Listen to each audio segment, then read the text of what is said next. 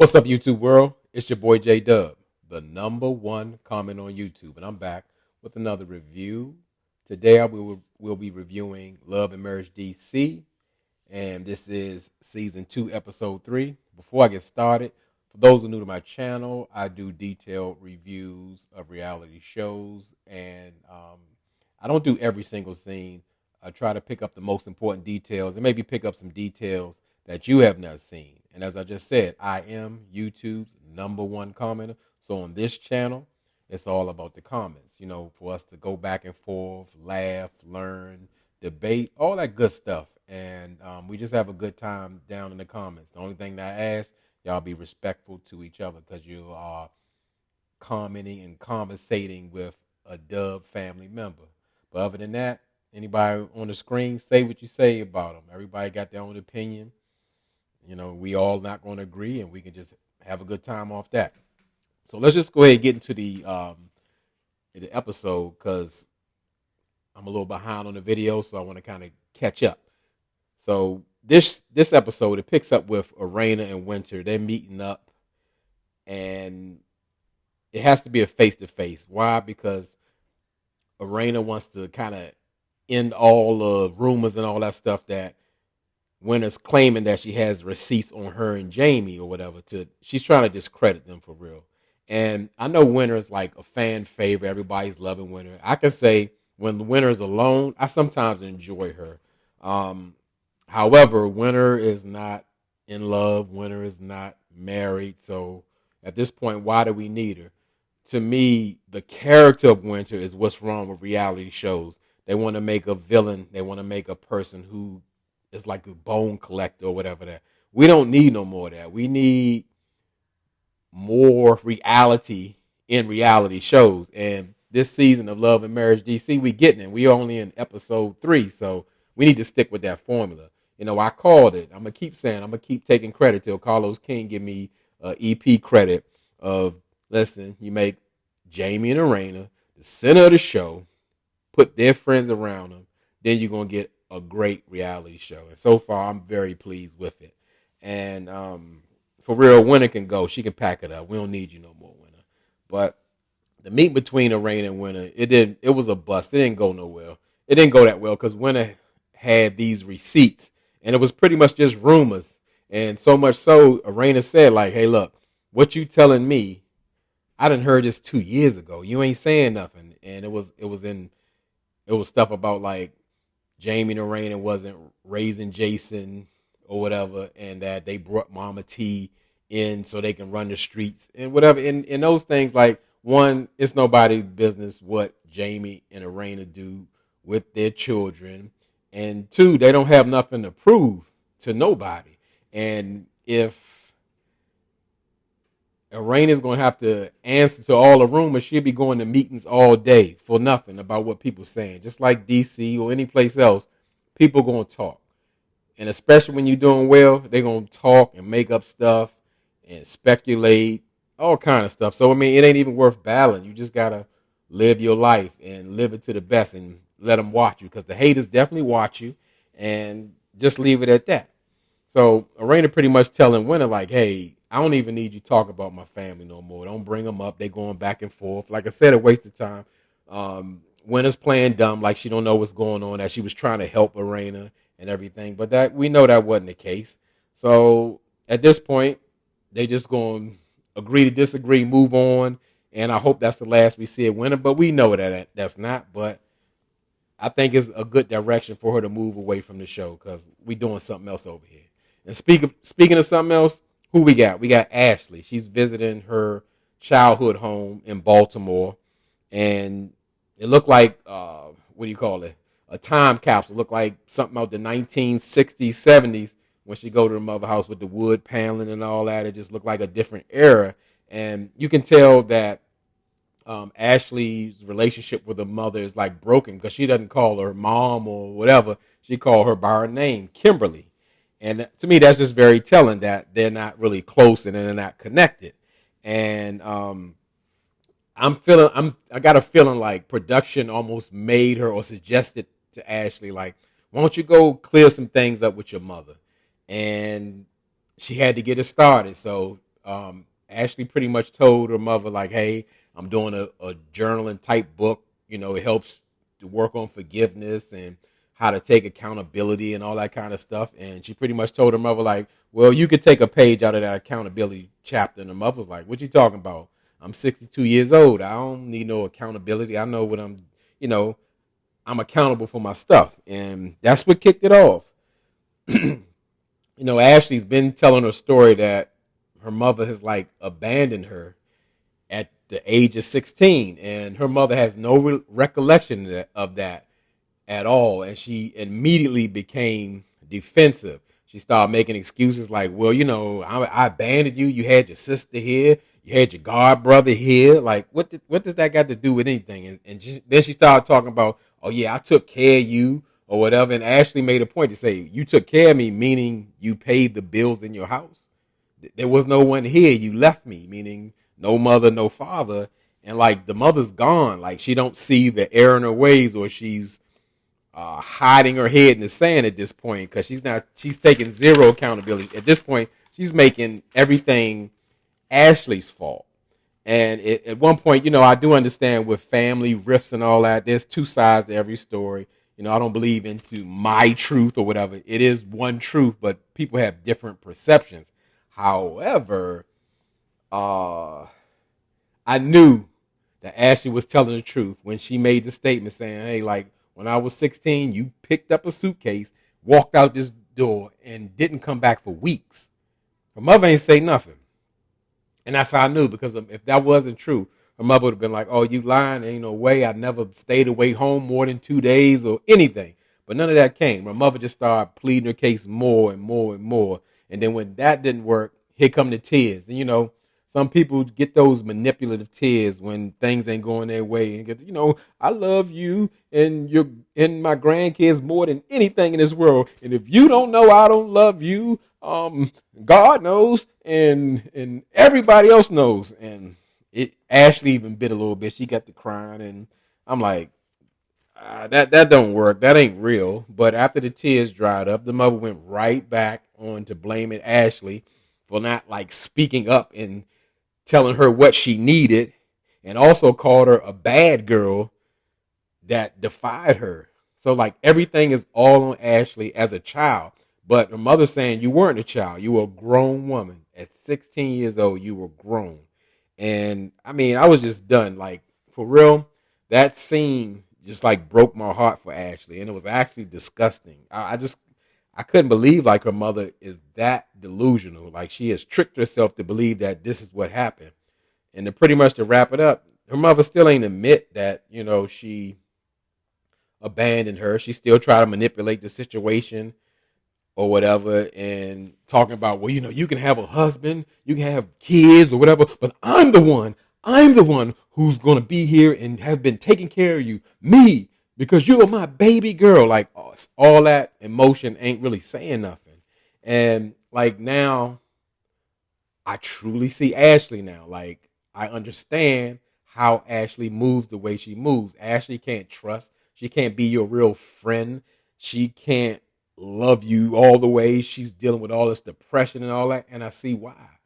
It just shows what type of impact of when you don't have a parent, or the way your parent parents you, can affect your whole life and others. Like this is a big reason why the world the way it is. People have unleashed their hurt and broken and abused children onto this world, and it's just spread everywhere to other people and their children, their children's children. I mean, it gets crazy, and it's really sad. People don't take parenting very seriously at times, and it's just hurtful. So to me, at this point, Ashley gets grace from me. She gets a break because her mother has like truly messed her up, and Ashley is still dealing with deep depression, regardless of if she's living a dream in the big mini mansion and successful husband and children. She's still unhappy. She's sad. She hurts.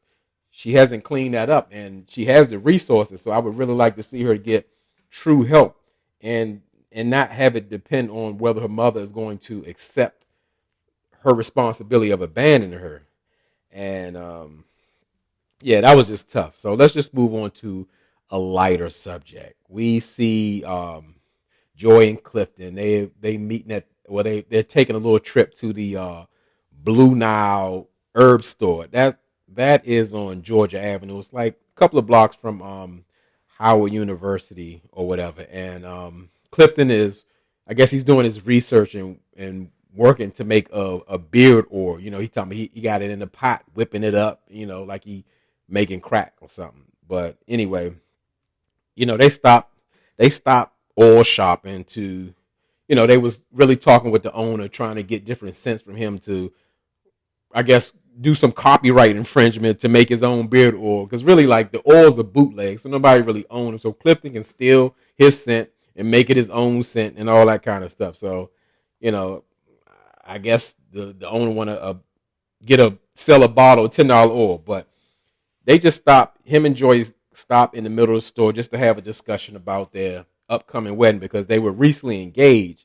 And again, I enjoy the scene because this is an actual real scene.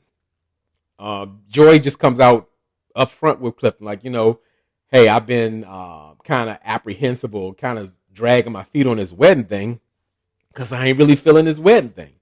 And Clifton is like disappointed, trying to find out like where this is coming from. And I'm thinking like that made me know like Clifton don't really know his fiance. And why I say that, not that I know Joy, but remember when Joy brought out in her story that she was raised by her father. So she's not going to want a Cinderella princess wedding because she's raised by a man. And that is not going to, you know, that's not going to be a part of something that she wants. Like she never dreamed of having a wedding and riding the pumpkin and living a fairy tale. That's not what she wanted. So Clifton is just like, I wanted, you know, I just want to see you come down the aisle or whatever. And I want to share our black love and be an example and all that kind of stuff. And Joy's pretty much saying like, we've already given so much of ourselves, like how we got our relationship together, how we got engaged. You know, I just want something for us or for me. And I totally get that. You know, I don't know if Clifton, I don't know if that's sincere. It sounds like, you know, he want to stay out in the media like that. And that's just, I can see how that could be off-putting to Joy. But Joy ain't no princess. Joy is almost a tomboy, like a homie, but she's a woman. And she don't, that kind of stuff don't move her. So, but I like that they kind of got that out and got it understood because Joy was letting Clifton know, like, hey, it's not that I don't want to marry. We're going to do this for life, but all that fairy tale stuff, you can kind of keep that. So we see DJ Quicksilver. He's throwing a birthday party, a surprise birthday party for Ashley. And he's actually enlisting her best friend, Alicia, to do it. And Alicia's pulling up to the house and telling Quick she got to go because she got to go meet with Ashley. But he's trying to get all the things together, let her know that she needs to be on time because normally Alicia and Ashley are always late. And she got it, and they get ready to, you know, do something big for Ashley. I think it's a 37th birthday or something like that. And she pull up to the house, and it's just a side note for people who don't know, because Ready to Love will kind of fool you a bit. You go up into, you see Ashley's and Quicksilver house. That house ain't in D.C. You can't get that kind of land in D.C., not on a newer house. If it is, it's some old house up in upper Northwest in Georgetown. So they don't live in D.C. And living in a house with on an acre of land and 6,000 square feet will cost you about $4 or $5 million in DC. That ain't a DC house. Just letting y'all know. So Ashley pretty much covers the situation with Alicia about like how it went with her mom, and she was trying to make her be accountable, but Alicia actually confirmed that, hey, like your mother moved out when you were 16. You know why? Because I moved in. So that proves the point, like, your mom's lying. And Ashley really understands that, like, dealing with her mother, the way she came up, it kind of molded her to the person that she is, which I said before. And it affects every aspect of her life, how she's a wife, a mother, a friend, all of that behind her mother. It just, like, tore her up. And that's a prime example of how, like, she had that argument with Quick about waking his son up at 14 years old and saying, like, I'm going to mother him. And Quick, you never had a mother. Your mother was gone early, and now, you know what that's missing. So I'm trying to be a mother. See, Ashley is actually trying to overcompensate for what her mother didn't do for her. So Ashley sees that situation as like, if my son has to wake himself up at 14, I'm not being there for him, and that's not true for anybody. I'm gonna say everybody's child is different, but 14 years old is quite old enough for any child to wake themselves up. Sure, people oversleep sometimes, but these kids can program their phones and hook up electronics and all that. I promise you, they can get up on their own. Take it from me, from a guy who has been in, when I was young, coming up in the DC streets. I was waking myself up when I was like 9, 10 years old, because that's what it was. We had to do that back then. Couldn't even wait to 14. But anyway, yeah, it's a thing. Ashley is just trying to kind of overcompensate, but Alicia lets her know, like, hey, you got to be okay with your mother never really apologizing to you and taking accountability about what she did, and that's where they at. So we go over to Jamie and Arena, and we see Jamie. He's living his best life. He's starting that life of retirement. Something that every person in a career should be shooting for. I know I am. I can't wait to the day I can do that. Just like wake up, do what you want, make your day, and you still getting that check coming home. That's my dream. I'll tell you like that right now. But Arena's pretty much saying Jamie's like messing up a routine, because of course normally Jamie is gone. So he wants to run with her. He want to hang out with her. She don't have time to really do her work or deal with her business, because Jamie said, like, I want to run, exercise. I want to get crabs during the day. And that's the thing. In this area, getting crabs is an event. Not that like it's a party or nothing, but people build rooms in their houses and outside their houses, a place to eat crabs. We love crabs in this area like nobody's business. So I'm gonna tell you, it's a real thing. So again, to get them in the daytime, I mean, you the first people to get the pick of the crabs, and because sometimes when you get off work, they'll run out of crabs if you're trying to get some after work. So that's a real statement that he said. But Arena's kind of like, she's sick of him. She want to get Jamie a part-time job so he can get out the house and stop messing up her routine. And at this point, we see Mama T calling them downstairs, like like Ashley doing with her son or whatever. Time breakfast ready, and I get that. Mama T done slaved over a hot stove. She got them eggs cooking, and she don't want to serve up no cold eggs. She keep calling them. But I'm gonna tell you like that. That is such a blessing that they could have Mama T in the home, especially when we living in these mini mansions and all that. There's plenty of room to go around, and I will tell you what, it's just a better look. The older your mother gets, that she could be around you, it's a wonderful thing. And like I said, when your mother's gone, you will miss her. So spend as much time or have her around you as much as you can. So yeah, they just they eating breakfast and joking around or whatever. And I was just like, yeah, this is the family dynamic like people should cherish. Like they were trying to, the rumors or Winter was trying to make a thing like, oh, this is just something selfish and they just using Arena's mother to watch Jason and all that kind of stuff. It's just it's crazy. But we going over to Ashley's surprise birthday party, and it's at a restaurant, Kitchen Cray. Kitchen Cray, the one they on. We got different Kitchen Crays around this area. They actually had a scene with Kitchen Cray in Lanham, Maryland, and this one they in DC. And the food with Kitchen Cray is all right because people rave and rave about Kitchen Cray. Granted, it's a black-owned business, but you can't take food recommendations from everybody. Everybody has different tastes. Everybody don't know what a good steak is or what a good crab cake is or what a good shrimp and grits is. You know, it's levels to this. But anyway, I could tell you that H Street is like a place where they had the rides back in the day, and it was kind of burnt down for a long time, and it's a revitalized neighborhood, and it's almost deemed a new Capitol Hill because the original Capitol Hill closer to downtown, it's like all full and it's super expensive. So you could go around 8th Street, get you a house for half the price, build it up, and have a house better than you have in Capitol Hill. And that's why people deem it the new Capitol Hill, because you're right close to downtown as well. So on 8th Street, like I'm gonna say from Thursday to Sunday, the place is jumping. It's just about 5 or 6 blocks. It's full of shops. It's like restaurants, hookah bars, clubs, and it's like an all night party for real. And it's always busy, cars moving around, people walking, people drunk.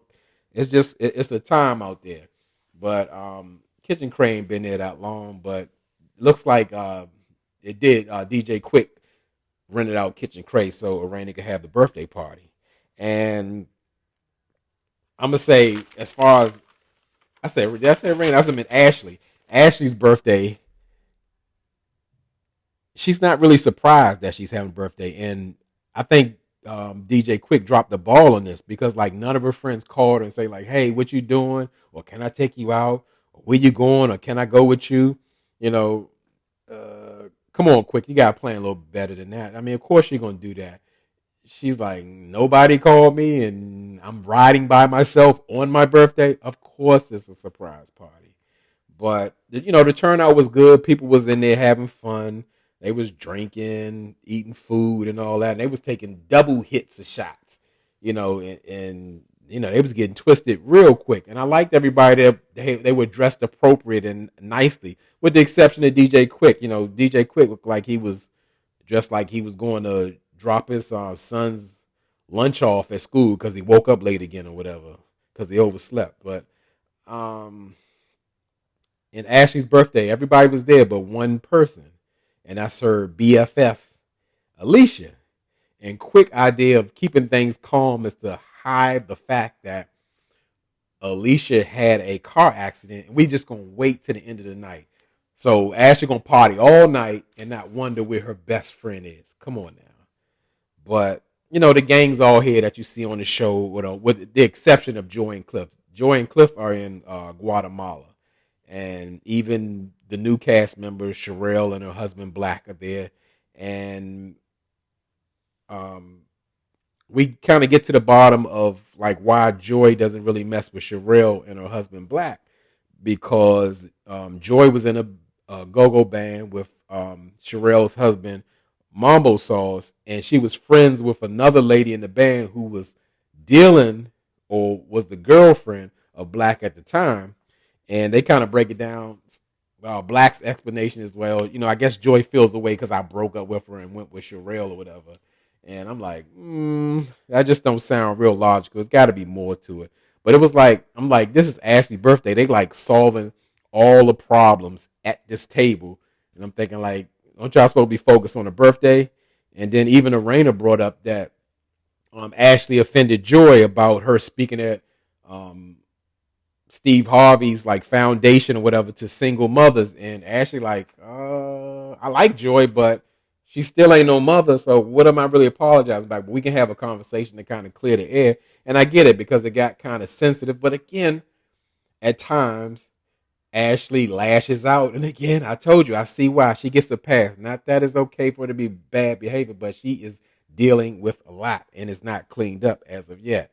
And then I guess the last issue going on, it kind of came up when Jamie almost gave a toast or just publicly thanked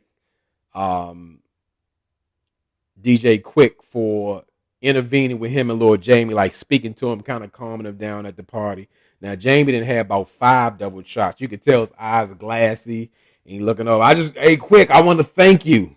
Thank you for getting in between, that situation with me and Lord Jamie or whatever. And, they ain't kind of want to make a scene about it, but you could see Jamie was gone, and then it wasn't over. We wasn't having fun no more. We talking about all the issues and problems. And Arena brought up to like in front of the group saying like, hey, it's at times that Lord Jamie don't feel like he's worthy of being here. And, that's going to trigger Ashley because she's been dealing with depression. And even in her confessional says that she had like bouts with suicide. I mean, like up until this day. So that kind of triggered her. And, Jamie in the table telling him, Lord Jamie's a bum, and again, that's triggering to Ashley because her mother talked down to her and things like that. So she's saying like, hey, Lord Jamie ain't saying he don't want to be here or don't feel worthy because he's not doing it for attention. He's feeling down and he's feeling bad, not blaming Jamie for it, but he's just saying like you don't want to push him over the edge. And Jamie's pretty much saying, Lord Jamie's been doing that since he's been 18 years old, like threatened. And what he was absolutely right with was saying that like these 90 kids are spoiled and entitled. They crazy. But at the same time, it's like we not in the 80s no more. We can't treat the 90 kids like you treat 80 kids because they not built like that. The kids in the 80s were survivors. They were minimalists. They were independent at a very young age. They could stay outside all day for 12 hours with no money and drink out the water hose and survive. Eat one time a day. They built different. These 90 kids would crumble. So I get what Jamie's saying. It's just, but as the new parents and trying to help them and spoil them, it just doesn't help. So I get that. All that stuff just isn't undone overnight or whatever. So I get both sides. But yeah, you just got to kind of find balance, and hopefully that Jamie and Lord Jamie gets that worked out. Like what Arena suggested, like they need to sit down professionally with like somebody who's not on either side, somebody who can kind of sift through their problems, almost like a referee therapist, if you will, so they can just get back right. And I'm sure they will. But Jamie ain't trying to hear none of that. I know him, I known him since he was a little kid. I know what he about, and y'all can't tell me nothing. I ain't trying to hear nothing. He just gone off it. And yeah, it's just like he ain't really trying to hear it or whatever. But um again, it's a no win. I just wish after seeing what Quick and Ashley did, I just want Jamie to stop having them intervene because after seeing what that scene of talking about Lord Jamie's a bad kid, I just want to leave that alone because you can see people when you allow people in, sometimes they don't have the best intentions or they can speak crazy. Because again, you're on TV. You do have to be mindful that you're on TV. It's hard for me to let it go, but I'm gonna move on. But now again, we still have to address the elephant in the room. Everybody's at the party except for Ashley's best friend, Alicia.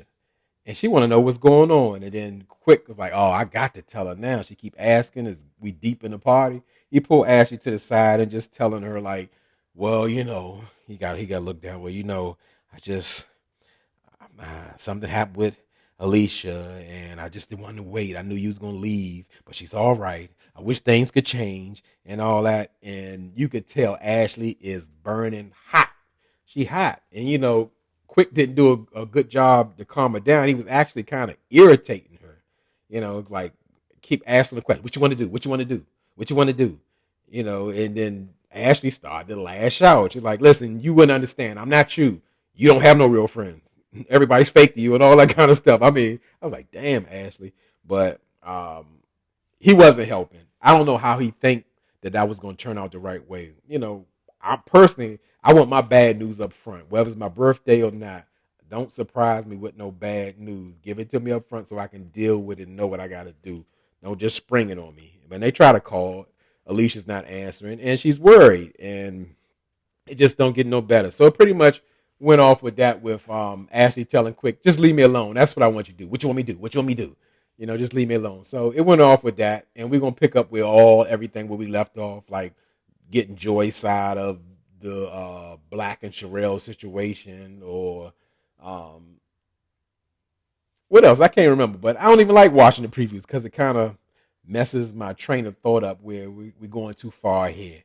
But again, that was about it for the show. Drop down in the comments. Tell me what you thought. Something I missed. Something you want to add. And as I always tell y'all could be anywhere in this YouTube world. But you're here with me. I really appreciate it, and I really mean it.